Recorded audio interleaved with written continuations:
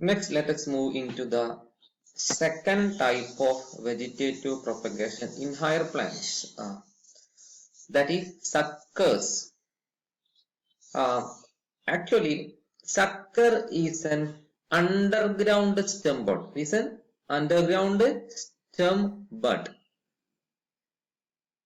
that originate from the underground stem of plants like banana and chrysanthemum.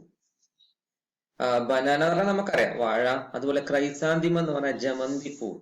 ഇപ്പൊ ക്രൈസാന്തിമം അഥവാ ജമന്തി പൂവ്, അതുപോലെ ബനാന, വാഴയിലൊക്കെ അതിന്റെ അണ്ടർഗ്രൗണ്ട് സ്റ്റെം, മണ്ണിന്റെ താഴെ കാണുന്ന സ്റ്റെമ്മിന്ന് ഒറിജിനേറ്റ് ചെയ്യുന്ന സ്റ്റെം ബഡാണ് സക്കർ. വാഴന്റെ കേസിലൊക്കെ നമ്മൾ വാഴക്കന്ന് എന്ന് പറയില്ലേ, അതാണ് സക്കർ. അപ്പൊ അതെന്താ, അണ്ടർഗ്രൗണ്ട് പാർട്ടിന്ന് ഒറിജിനേറ്റ് ചെയ്യും, അണ്ടർഗ്രൗണ്ട് സ്റ്റെമ്മിന്റെ മേലേന്ന് ഒറിജിനേറ്റ് ചെയ്തിട്ട് ഇറക്റ്റ് ആയിട്ട് അത് ഏരിയൽ പാർട്ടിലേക്ക് മൂവ് ചെയ്യുക ചെയ്യും. അങ്ങനെയാണ് അത് മേലോട്ട് എത്തുന്നത് ബനാനന്റെ കേസിലും ക്രൈസാന്തിമത്തിന്റെ കേസിലൊക്കെ. So sucker is an underground stem bud that emerges from the underground stem of plant body which gradually move erectly towards the surface of soil. Okay, അതാണ് എന്ത് സക്കർ എന്ന് പറയുന്നത്. ഓക്കെ, അപ്പൊ അതാണ് നമ്മൾ സക്കർ എന്ന് പറയുന്ന പാർട്ട്. ഓക്കെ, അപ്പൊ അത് ബനാനന്റെ കേസിലും ക്രൈസാന്തിമത്തിന്റെ കേസിലൊക്കെ ഉണ്ട്. ഇവിടെ കാണാം, ഈ ഡയഗ്രത്തിൽ നോക്കിയാൽ കാണാം അല്ലെ. ഇതാണ് സക്കർ. ഈ വാഴന്റെ താഴെന്ന് ഒറിജിനേറ്റ് ചെയ്യുന്ന അണ്ടർഗ്രൗണ്ട് സ്റ്റെം ആണ് സക്കർ എന്ന് പേരിട്ട് വിളിക്കുന്നത്. ഓക്കെ, ഇനി അടുത്ത തേർഡ് ടൈപ്പ് ആണ് നമ്മൾ ട്യൂബർ എന്നാണ് പറയാം. ട്യൂബർ,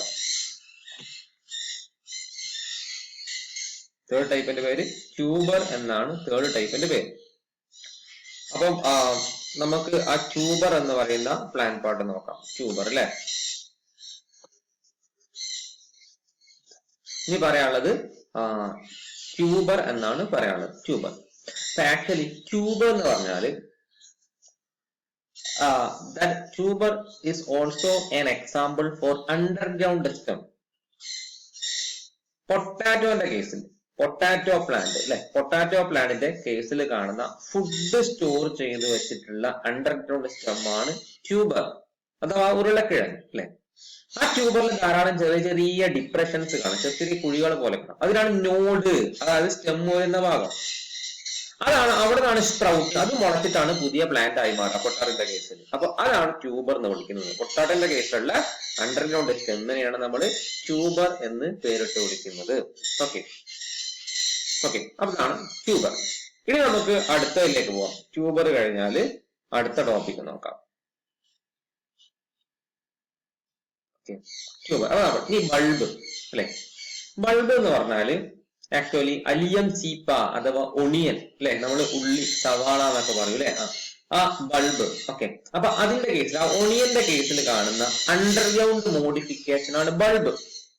അതെന്തിന്റെ മോഡിഫിക്കേഷൻ ആയിട്ട് മനസ്സിലാക്കാം. അത് സ്റ്റെമ്മും ലീഫും മോഡിഫൈ ചെയ്തുണ്ടാകുന്ന ഒരു സോളൻ പാർട്ടാണ് ബൾബ്. ഈ ഉള്ളിയിലെ ഓരോ താളുകൾ അല്ലെ, ഉള്ളിയിലെ ഓരോ താളുകൾ എടുത്താല് നമുക്കറിയാം, ഉള്ളിയിലെ ഓരോരോ താളുകൾ എടുത്താൽ അതിൽ കാണാം, ഉള്ളിയുടെ ഓരോരോ ഇതളുകൾ എടുത്താൽ അതാണ് ഫുഡ് സ്റ്റോർ ചെയ്ത് വെച്ചാൽ അതിന്റെ ലീഫ്. നല്ല കട്ട് ചെയ്തതിന്റെ സെന്റർ ഭാഗത്ത് കാണാൻ നല്ല കട്ടിയുള്ള വൈറ്റ് ഫ്ലഷി ഭാഗം, അത് കണ്ടൻസ്ഡ് ആയ സ്റ്റെമ്മാണ്.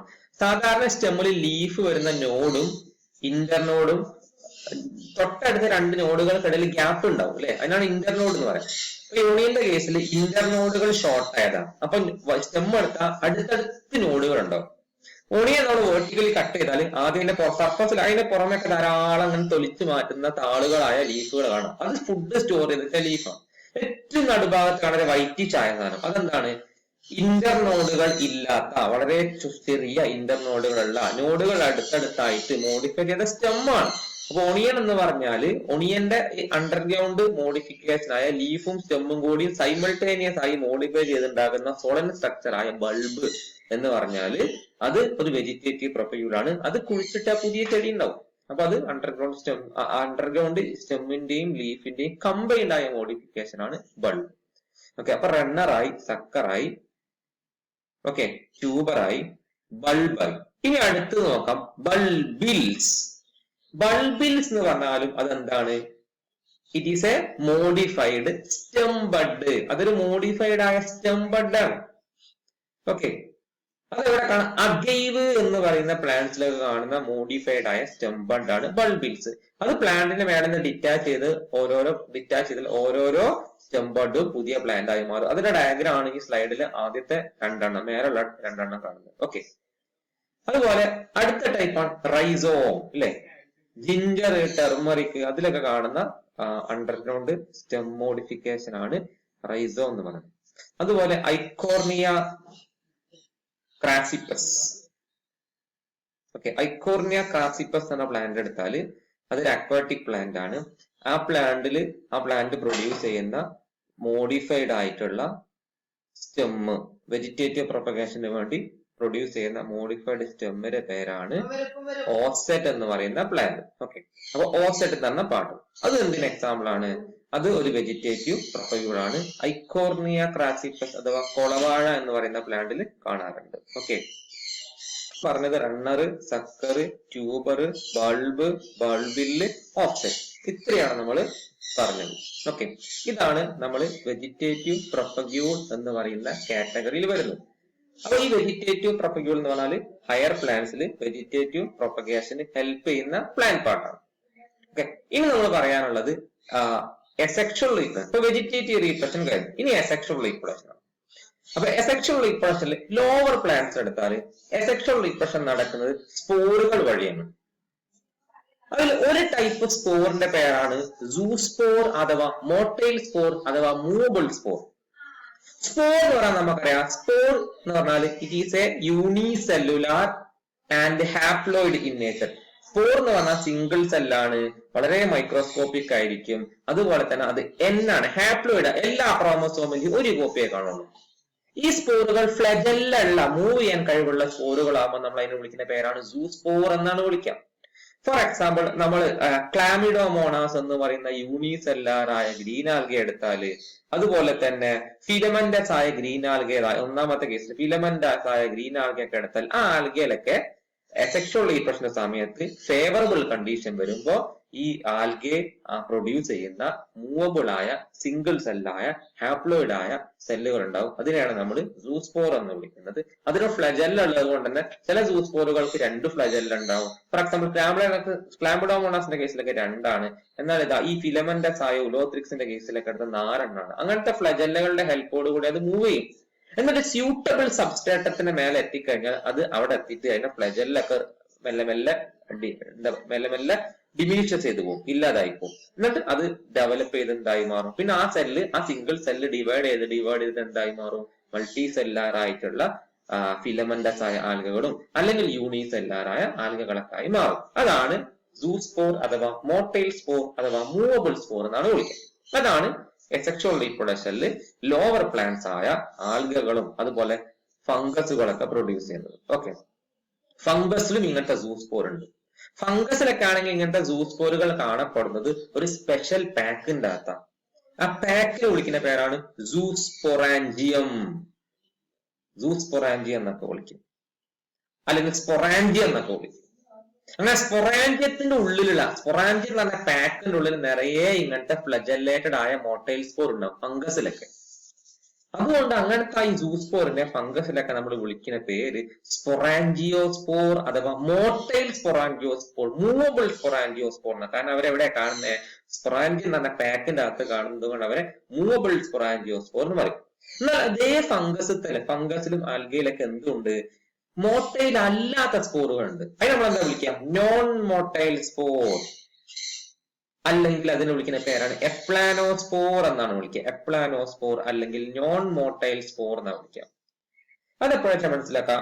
പ്ലാന്റ്സിന് അൺഫേവറബിൾ കണ്ടീഷൻ, പ്രതികൂലമായ സാഹചര്യം വരുമ്പോഴാണ് കൂടുതലായി പ്ലാന്റ്സുകളും ഫംഗസുകളൊക്കെ അങ്ങനത്തെ അൺഫേവറബിൾ കണ്ടീഷനിൽ പ്രൊഡ്യൂസ് ചെയ്യുന്ന സ്പോറുകളാണ് എപ്ലാനോസ്പോർ അഥവാ നോൺ മോട്ടൈൽ സ്പോർ എന്ന് വിളിക്കുന്നത്. അത് ഫംഗസിലും കാണപ്പെടുന്നുണ്ട്, ആൽഗയിലൊക്കെ കാണപ്പെടുന്ന സ്പോറുകളാണ്. അതിന് ഫ്ലജെല്ല ഉണ്ടാവില്ല.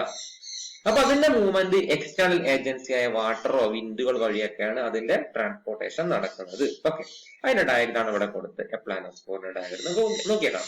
ഇനി സിവിയർ ആയിട്ട് വളരെ സിവിയർ ആയിട്ടുള്ള അൺഫേവറബിൾ കണ്ടീഷൻ വന്നാൽ ചില ഫംഗസുകളും ലോവർ ഓർഗാനിസങ്ങളൊക്കെ ആ അൺഫേവറബിൾ സിവിയർ ആയ അൺഫേവറബിൾ കണ്ടീഷനെ സർവൈവ് ചെയ്യാൻ വേണ്ടി ആ സമയത്ത് അതിനെ സർവൈവ് ചെയ്യാൻ വേണ്ടി അവർ റെസ്റ്റിംഗ് സ്പോറുകളൊക്കെ പ്രൊഡ്യൂസ് ചെയ്യും. അതിനെ വിളിക്കുന്ന പേരാണ് ഹിപ്നോസ്പോർ എന്നാണ് വിളിക്കുക. അത് ആൽഗയിലൊക്കെ ഉണ്ട്, ഉലോത്രിക്സ് പോലത്തെ ആൽഗയിലൊക്കെ ഉണ്ട്. ഉലോത്രിക്സ് എന്ന ആൽഗ ഞാൻ നേരത്തെ ഡയഗ്രത്ത് കാണിച്ചു, ഫിലമെന്റസ് ആയ ആൽഗയാണ് അല്ലെ. അതിന്റെ വെജിറ്റേറ്റീവ് സെല്ലുകളുടെ പ്രോട്ടോപ്ലാസം അങ്ങനെ ഷ്രിങ്ക് ചെയ്യും, ചുളിയും. എന്നിട്ട് ഷ്രിങ്ക് ചെയ്തിട്ട് ആ പ്രോട്ടോപ്ലാസത്തിന്റെ പുറമെ 1, 2, 3, 4 ലെയർ, അതായത് പ്രൊട്ടക്റ്റീവ് ലെയറുകൾ ഫോം ചെയ്യും. അങ്ങനെ പ്രൊട്ടക്റ്റീവ് ലെയറുകൾ ഫോം ചെയ്ത് അതിന്റെ അകത്ത് ലൈവ് ആയിട്ടുള്ള ഒലോത്രിക്സിന്റെ ഷ്രിങ്ക് ചെയ്ത പ്രോട്ടോപ്ലാസം ഉണ്ടാവും. അതെന്തിനാ പ്രൊട്ടക്റ്റീവ് ലെയർ കൊടുത്ത് ആ അൺഫേവറബിൾ കണ്ടീഷനെ സർവൈവ് ചെയ്യാൻ. എപ്പോഴാണോ അൺഫേവറബിൾ കണ്ടീഷൻ കഴിയുന്നത് അപ്പൊ പ്രൊട്ടക്റ്റീവ് ലെയർ ഒക്കെ റപ്ചർ ചെയ്ത് പൊട്ടിപ്പോയിട്ട് ആ ഷ്രിങ്ക് ചെയ്ത പ്രോട്ടോപ്ലാസം വീണ്ടും വാട്ടർ ഒക്കെ അബ്സോർബ് ചെയ്തിട്ട് വീണ്ടും ആക്റ്റീവ് ആയിട്ട് അത് ഡിവൈഡ് ചെയ്ത് പുതിയ ഉലോത്രിക്സുകൾ ഉണ്ടാവും. അപ്പൊ അതിനാണ് നമ്മൾ ഹിപ്നോസ്പോർ എന്ന് പറയാം. എക്സാമ്പിൾ ആണ് ഉലോത്രിക്സ് പിംബ്രിയേറ്റ എന്ന് പറയുന്ന സ്പീഷീസിലൊക്കെ അങ്ങനെ കാണപ്പെടുന്നുണ്ട്. ഓക്കെ, അതാണ് നമ്മൾ പറഞ്ഞ മൂന്നാമത്തെ കാര്യം. ഓക്കെ, ഇനി അതുപോലെ ഫംഗസിൽ അൺഫേവറബിൾ കണ്ടീഷനിൽ ഫംഗസ് പ്രൊഡ്യൂസ് വേറൊരു ടൈപ്പ് റെസ്റ്റിംഗ് ബോഡിയാണ് ക്ലാമിഡോസ്പോർ. നമുക്കറിയാം ഫംഗസിന്റെ പ്ലാൻ ബോഡി എന്ന് വിളിക്കും അല്ലെ. The plant body of fungus is called mycelium. ഫംഗസിന്റെ പ്ലാൻ ബോഡി എന്താ വിളിക്കുക? മൈസീലിയം എന്നല്ലേ. അത് എന്തുകൊണ്ടാണ് ഉണ്ടാക്കിയത്? ധാരാളം ട്യൂബ് ലേക്ക് ആയ സ്ട്രക്ചർ കൊണ്ടാണ്. അതിനെയാണ് നമ്മൾ ഹൈഫ എന്നാണ് വിളിക്കുക. ഹൈഫ, ട്യൂബ് ലേക്ക് സ്ട്രക്ചർ, ഹൈഫ. ചില ക്ലാസ്സിലൊക്കെ പഠിക്കും നിറയെ ട്യൂബ് ലേക്ക് സ്ട്രക്ചർ അല്ലെ. അങ്ങനെ ഹൈഫ എന്ന് പറയുന്ന ട്യൂബ് ലേക്ക് സ്ട്രക്ചറിന്റെ നെറ്റ്വർക്ക് ആണ് എന്ത്? മൈസീലിയം അഥവാ ഒരു ഫംഗസ് എന്ന് പറഞ്ഞാല്. അപ്പൊ അൺഫേവറബിൾ കണ്ടീഷൻ വരുമ്പോ ഈ ഫംഗസിന്റെ ബോഡിയായ മൈസീലിയത്തില് ചില ഹൈഫകൾ, ഹൈഫ എന്ന് പറഞ്ഞാൽ ട്യൂബ് ലേക്ക് ആയ സെല്ലുകളാണ്, ചില ഹൈഫകൾ എന്ത് ചെയ്യും? അതിന്റെ പുറമെ പ്രൊട്ടക്റ്റീവ് ലെയറുകളൊക്കെ പ്രൊഡ്യൂസ് ചെയ്തിട്ട് ഒരു റെസ്റ്റിംഗ് സെല്ലായി കൺവേർട്ട് ചെയ്യും. സ്വാഭാവികമായിട്ടും അങ്ങനത്തെ പ്രൊട്ടക്റ്റീവ് ലെയറുകളൊക്കെ ഫോം ചെയ്തിട്ട് റെസ്റ്റിംഗ് സെല്ലായിട്ട് കൺവേർട്ട് ചെയ്യുമ്പോൾ ആ സെല്ലിന്റെ അകത്ത് അൺഫേവറബിൾ കണ്ടീഷന്റെ സമയത്ത് സർവൈവ് ചെയ്യാൻ വേണ്ടിയിട്ടുള്ള പ്രൊട്ടക്റ്റീവ് ലെയറും പ്ലസ് ആ സെല്ലിന്റെ അകത്ത് ആ അൺഫേവറബിൾ കണ്ടീഷൻ എന്ന സമയത്ത് ആ സെല്ല് ഇനാക്റ്റീവ് ആയി നിൽക്കുമ്പോൾ അതിനാവശ്യമായ ഫുഡുകളൊക്കെ നിറച്ചു വെച്ചിട്ടുണ്ടാവും. അപ്പൊ അതിന്റെ അകത്ത് ന്യൂമറസ് റിസർവ് ഫുഡ് മെറ്റീരിയൽ ഉണ്ടാവും, പ്ലസ് ആ സെല്ലിന്റെ അകത്ത് പ്രൊട്ടക്റ്റീവ് ലെയറുകൾ ഉണ്ടാവും. അങ്ങനെ മോഡിഫൈ ചെയ്ത ഫംഗസിന്റെ ഹൈഫക്ക് വിളിക്കുന്ന പേരാണ് ക്ലാമിഡോസ്പോർ. ഇനി അൺഫേവറബിൾ കണ്ടീഷൻ കഴിയുന്നവരെ അത് ഇനാക്റ്റീവ് ആയിട്ട് അങ്ങനെ നിൽക്കും. ആ ഇനാക്റ്റീവ് ആയ സമയത്ത് ആ സെല്ലിന് ജീവൻ ഉണ്ടല്ലോ, ആ സെല്ലിന് സർവൈവ് ചെയ്യാൻ എനർജി വേണം. ആ എനർജി പ്രൊഡ്യൂസ് ചെയ്യാനാണ് എന്തുള്ളത്? ഫുഡൊക്കെ സ്റ്റോർ ചെയ്ത് വെച്ചാൽ അതിന്റെ സൈറ്റോപ്ലാസം. അങ്ങനത്തെ ക്ലാമിഡോസ്പോർ അൺഫേവറബിൾ കണ്ടീഷൻ എപ്പോഴാണ് കഴിയുന്നത് അപ്പൊ ആ പ്രൊട്ടക്റ്റീവ് ലെയറുകളൊക്കെ ബ്രേക്ക് ചെയ്തിട്ട് അത് വീണ്ടും ആക്റ്റീവ് ആയിട്ട് ഡിവൈഡ് ചെയ്ത് പുതിയ ഫംഗസിന്റെ ബോഡിയായ മൈസീലിയങ്ങൾ ഫോം ചെയ്യും. ഓക്കെ, അങ്ങനെയാണ് അത് സർവൈവ് ചെയ്യുന്നത്. ഓക്കെ, അപ്പൊ അതാണ് ഫംഗസിൽ കാണുന്ന ക്ലാമിഡോസ്പോർ. ഹിപ്നോസ്പോർ കൂടാതെ ക്ലാമിഡോസ്പോർ. ഇനി നമുക്ക് പഠിക്കാനുള്ള സെക്ഷുവൽ റിപ്രഷൻ ആണ്. അത് നമ്മൾ അടുത്ത ക്ലാസ് പറയാം. ഓക്കെ.